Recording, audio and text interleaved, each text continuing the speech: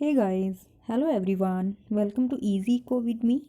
शुरू करते हैं हमारा next part. June 2020 NET economics का पेपर हम सोल्व कर रहे हैं। तो नेक्स्ट क्वेश्चन है, सरकारी गुणक निम्नलिखित में से कौन सा सही है। तो जो गवर्नमेंट मल्टीप्लायर है उसका कौन सा फॉर्मूला हम यूज़ करते हैं, बेसिकली वो हमें बताना है। तो इसका राइट आंसर होगा ऑप्शन नंबर 4, यानी 1/(1 - सी यहाँ पे क्या डिनोट कर रहा है, MPC यानी मार्जिनल प्रोपेंसिटी टू कंज्यूम, उपभोग की सीमांत प्रवृत्ति। एंड 1 - जो है ये क्या है, टी यहाँ पे शो कर रहा है rate of tax. Next question है, श्रम की मांग में मांग वक्र में वामावर्ती विचलन जो है वो किसके कारण होता है। तो श्रम की जो मांग है अगर उसमें कोई भी डाइवर्जेंस आता है, विचलन आता है, तो वो किसकी कमी के कारण आता है, वो आता है श्रम की जो सीमांत उत्पादकता है उसमें कमी के कारण। ठीक है, इसका राइट आंसर होगा ऑप्शन नंबर 4, यानी कि जो श्रम की जो मार्जिनल प्रोडक्टिविटी होती है उसमें अगर कमी आ जाती है तो श्रम का जो मांग वक्र है उसमें क्या है, डाइवर्जेंस आता है। ठीक है, नेक्स्ट क्वेश्चन है, अंतर्राष्ट्रीय अर्थशास्त्र के अध्ययन में हम निम्नलिखित में से किसका उपयोग करते हैं। यानी कि जो इंटरनेशनल ट्रेड, इंटरनेशनल इकोनॉमिक्स जो है हम पढ़ते हैं, उसकी स्टडी करते हैं, तो हम उसमें किसका उपयोग करते हैं। इसका राइट आंसर होगा ऑप्शन नंबर 4, यानी उसमें हम व्यष्टिमूलक समष्टिमूलक, व्यष्टिमूलक और समष्टिमूलक मीन्स क्या है, माइक्रो एंड मैक्रो दोनों के जो भी आर्थिक सिद्धांत हैं उनका हम अध्ययन करते हैं, परंतु उसमें हम उसका क्या है, उसका विस्तार, अनुकूलन और समेकन का भी जो है स्टडी वो करते हैं। ठीक है, राइट आंसर होगा ऑप्शन नंबर 4। नेक्स्ट क्वेश्चन है, नीचे दिए गए कथन और रीज़न दिया गया है, इसमें बताना है कि कौन सा कथन जो है वो सही है और जो रीज़न है वो कथन की सही व्याख्या करता है या नहीं करता है।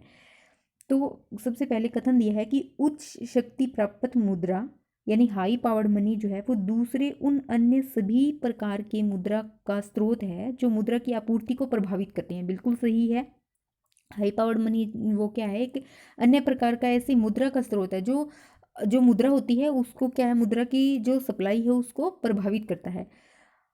रीजन दिया है, वाणिज्यिक बैंकों द्वारा ऋण का निर्माण होता है। बिल्कुल सही है, वाणिज्य बैंक भी क्या है, ऋण का निर्माण करते हैं। दोनों कथन बिल्कुल सही है, लेकिन जो ये रीजन है कि इस कथन की क्या है, सही से व्याख्या नहीं कर रहा है। ठीक है, इसका राइट आंसर हो जाएगा option number B. Next question है, निम्न में से IMF का उद्देश्य नहीं है। ठीक है, तो IMF का उद्देश्य नहीं है वो हमें बताना है। ध्यान से कैरी जो है वो आंसर, क्वेश्चन जो है उसको ध्यान से हम पढ़ेंगे तभी जो आंसर है वो सही कर सकते हैं। ठीक है, तो सबसे पहले है अंतर्राष्ट्रीय मौद्रिक सहयोग को बढ़ाना, बिल्कुल सही है। संतुलित अंतर्राष्ट्रीय व्यवसाय सुनिश्चित करना, बिल्कुल सही है। विनिमय दर की स्थिरता सुनिश्चित करना, ये बिल्कुल सही है। मतलब IMF के ये तीनों उद्देश्य हैं। नेक्स्ट है निजी क्षेत्रों को ऋण प्रदान करना, तो ये इसका उद्देश्य नहीं है। ठीक है, जो IMF है वो निजी क्षेत्रों को ऋण प्रदान नहीं करता है, तो इसका राइट आंसर हो जाएगा ऑप्शन नंबर 4।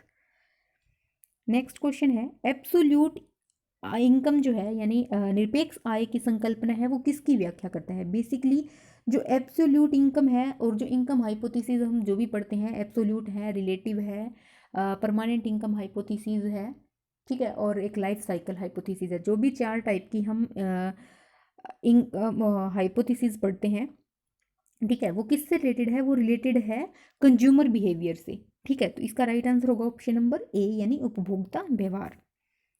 नेक्स्ट है, वायदा विनिमय दर उनके लिए लाभदायक है जो, इन कथन में से हमें बताना है कि किन किन के लिए वो लाभदायक है। तो सबसे पहला कथन देखते हैं, स्वयं की उस जोखिम से सुरक्षा चाहते हैं जो सम व्यवहार पूरा होने के पूर्व, उससे पहले ही विनिमय दर जो है उसमें, पूर्व विनिमय दर में क्या है, परिवर्तन होगा। बिल्कुल सही है। नेक्स्ट है, ये दांव पे लगाना चाहते हैं कि मुद्रा का जो मूल्य है वो बढ़ेगा, ये दांव पे लगाना चाहते हैं कि मुद्रा का मूल्य घटेगा। ठीक है, ये सब वायदा विनिमय बाजार क्या है, ये सब जो रिस्क है उनसे बचने के लिए। ठीक है, भविष्य में किसी समय बिंदु पे मुद्रा का विनिमय जो है वो करना चाहते हैं। बिल्कुल सही है, तो इसका राइट आंसर होगा ऑप्शन नंबर 4, इसका राइट आंसर हो जाएगा। यानी कि जो वायदा विनिमय दर है उनके लिए ये चारों कथन जो है वो लाभदायक होंगे। ठीक है, नेक्स्ट क्वेश्चन है, किसी दी गई श्रेणी का जो मानक विचलन है यानी स्टैंडर्ड डेविएशन के रूप में हम डिनोट करते हैं इससे, और यदि उसी श्रेणी के प्रत्येक जो ऑब्जर्वेशन है उसकी अवलोकन जो है उसके पश्चात हम उसमें स्थिरांक यानी के जोड़ देते हैं, तो जो नई श्रेणी बनी है उसका मानक विचलन क्या होगा। ठीक है, तो इसका राइट आंसर होगा ऑप्शन नंबर सी, यानी ये किसके इक्वल होगा, डेविएशन के इक्वल। नेक्स्ट क्वेश्चन है, ब्लेकर के जनसंख्या वृद्धि के जो चरण है निम्न में से चित्र के आधार पे जो ए बी सी है इसके मध्य भाग का आशय क्या है वो हमें बताना है बेसिकली। ठीक है, ब्लेकर ने बेसिकली कितने चरणों में इसको डिवाइड किया है जनसंख्या वृद्धि के चरणों को।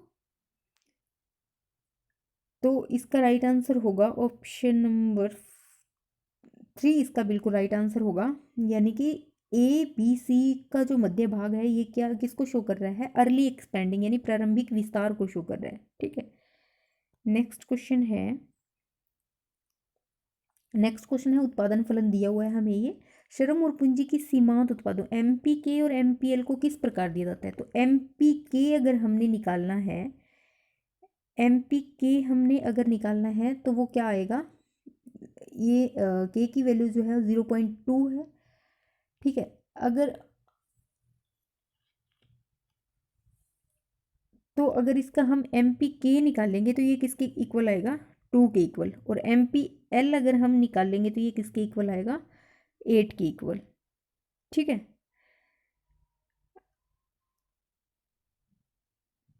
तो इनके अकॉर्डिंग इसका राइट आंसर क्या हो जाएगा, इसका राइट आंसर होगा एम पी एल की वैल्यू आएगी 8 और एम पी के की वैल्यू आएगी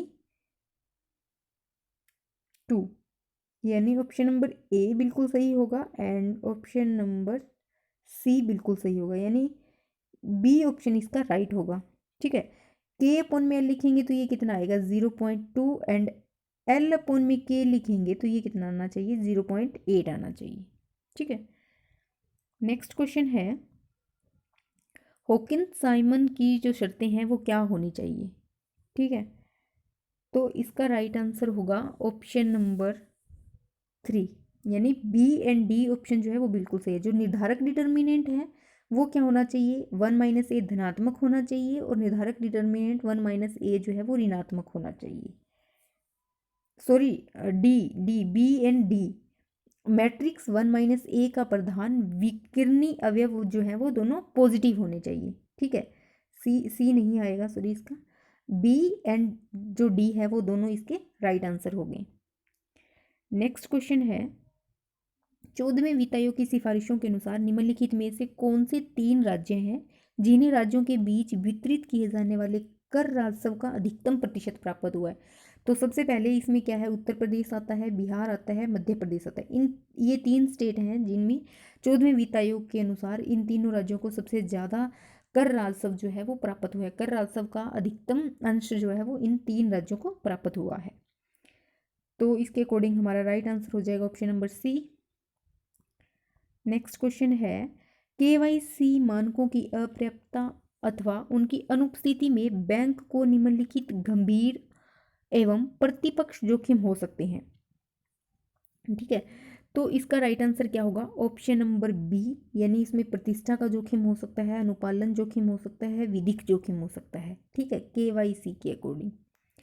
नेक्स्ट क्वेश्चन है, जशन रीजन का है कि औद्योगिक नीति जो सरकारी नीति के माध्यम से बाजार की असफलता है उससे उबरने के लिए व्यापार और विकास की वकालत करती है। बिल्कुल सही है, जो भी औद्योगिक नीति है वो यही करती है कि जो बाजार की मार्केट फेलियर है उससे उबरने के लिए क्या है, जो ट्रेड है या डेवलपमेंट है उसकी वकालत करती है।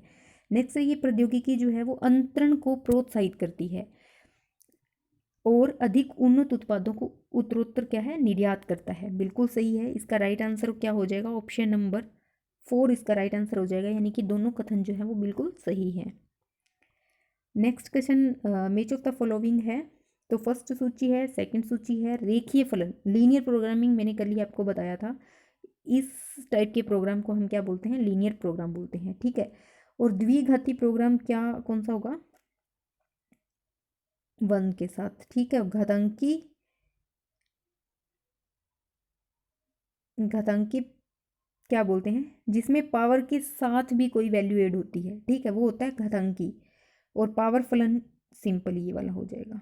ठीक है, तो इसके अकॉर्डिंग हमारा राइट आंसर क्या हो जाएगा, ऑप्शन नंबर 1 इसके अकॉर्डिंग हमारा राइट आंसर हो जाएगा। नेक्स्ट क्वेश्चन है, वर्ष 2016-17 तथा 17-18 के दौरान जीडीपी में केंद्र और राज्य में शामिल देयता का प्रतिशत कितना था। तो ये 17-18 और 16-17 के बीच में ये कितना था जीडीपी के अकॉर्डिंग, ये था ऑप्शन नंबर बी इसका राइट आंसर होगा, यानी 67%। नेक्स्ट क्वेश्चन है, पारंपरिक नव शास्त्रीय वृद्धि सिद्धांत के अनुसार निर्गम समृद्धि किसके परिणाम स्वरूप होती है। जो निर्गम समृद्धि है वो किसके परिणाम स्वरूप होती है। इसका राइट आंसर होगा श्रम की मात्रा एवं गुणवत्ता में वृद्धि से, बिल्कुल सही है। पूंजी में वृद्धि से, निर्यातों में वृद्धि से,